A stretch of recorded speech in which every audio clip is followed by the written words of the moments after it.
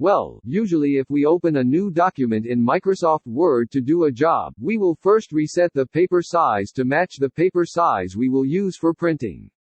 It would be great if the new document we open would default to the paper size we want. The way to set the default paper size in Word is very easy. First enter the Page Layout menu, then select Size.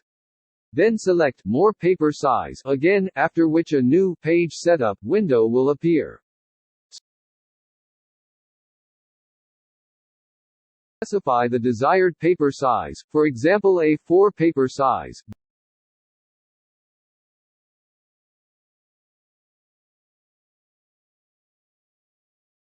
Then click Default, located in the lower left corner of Page Setup. A notification dialog box will appear. Click Yes to confirm it.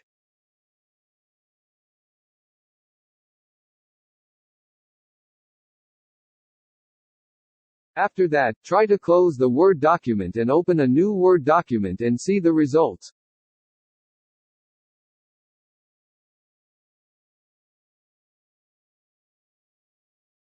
Now the paper size will automatically be the desired paper size if you open a new Word document.